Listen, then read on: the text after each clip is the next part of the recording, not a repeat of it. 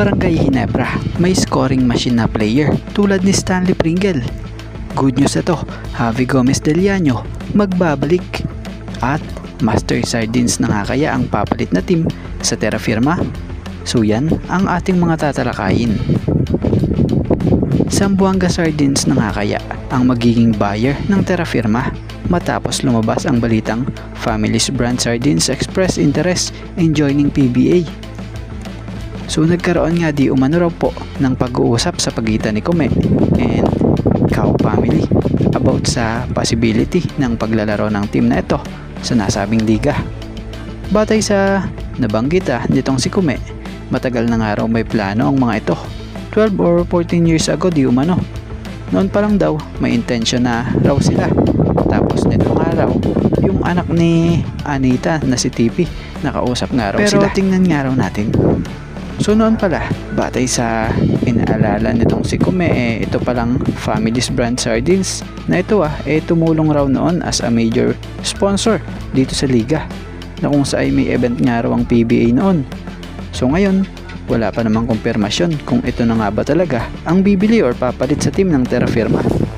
Pero ngayon ang franchise nga po na mga ito active pero sa liga sa MPBL na may brand name na Zamboanga Family's Master Sardines and Bacolod Master Sardines.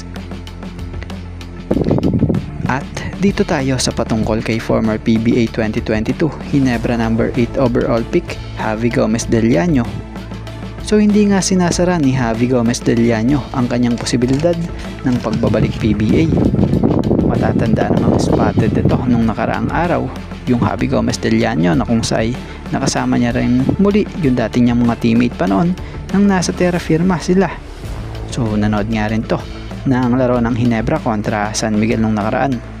So batay nga sa nakalap nating impormasyon, bumalik ng bansa itong si Javi after matalo ng team niyang pinagseservisyohan na anyang JKJ sa best of 3 quarterfinals kontra Ulsan na siyang winalis ang team nila, kaya tuluyang nalaglag sa 2024-25 KBL season. Batay kay Javi, maganda rin naman daw yung experience ng paglalaro niya sa KBL. As a player, nakakuha siya dito ng kakaibang kinds of style ng basketball. Honestly nga raw, yun lang naman daw yung goal niya dito yung bang maka-experience ng ibang brands of basketball.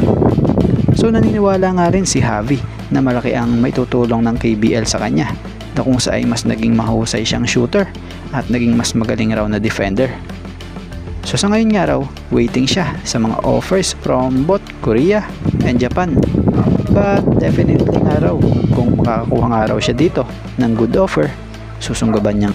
So isa din yun na para sa kanya maganda, para dito na rin magstay kasama ang pamilya. So nandito na rin kasi daw siya sa punto na gusto niya nang masettle, dahil nakakapagod nga rin daw po yung bumiyahe sa abroad. So sa ngayon, his rights are still nasa sa Terra Firma pa nga rin po. So abangan natin kung ito ba'y muling maglalaro dito sa Terra Firma or hindi. So si Javi Gomez Del Llano deserve nga nito ang magkaroon kung tutuusin ng magandang deal dahil kung babalikan nyo or bubalikan natin yung mga laro nito bago siya mag KBL dito sa Terra Firma sa PBA, na kung saan napakagaganda at decente naman po ang pinakita niyang performance dito. So abangan na lang natin kung tuluyan na nga ba itong magbabalik PBA or muli ba siyang tutungo sa liga sa ibang bansa. So sa ngayon, malinaw, etong si Javi relaxing muna ang ginagawa kasama ang kanyang pamilya. At dito tayo sa isang scoring machine na player ng Ginebra na kung saan na lang talaga nagagamit ito ng naaayon sa kung saan siya nasanay or nakasanayan niya, na kung saan hindi lang siya pwedeng maging pang depensa.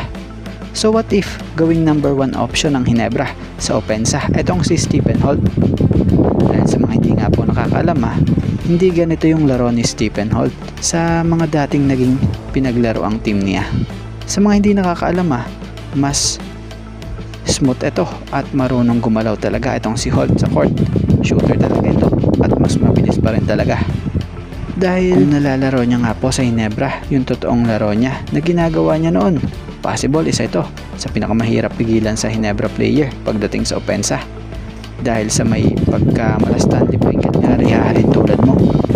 Dati, nung nasa Terra Firma siya, nag-average siya doon ng 20 plus points sa average. Pero nitong nasa Ginebra parang role niya nga, madalas defender lang talaga. Hindi naman sa pag-aano, para sa opinion natin, hindi talaga siya yung pinaka priority or option talaga para magpakawala ng maraming opensa. Kung mapapansin nyo kasi medyo limitado yung opensa niya or galaw niya. So di natin alam kung naninibago ba siya sa sistema or yun ba yung role niya pagdating sa sistema. So sana mabigyan ng chance itong si Stephen Holt na mailaro niya yung talagang laro niya as a scoring machine gaya ng paglalaro niya noon nung nasa US pa siya, Europa, at dito sa Pilipinas sa PBA para sa team ng Terra Firma noon. So sana sa Ginebra din maibalik yung pagiging scoring machine niya.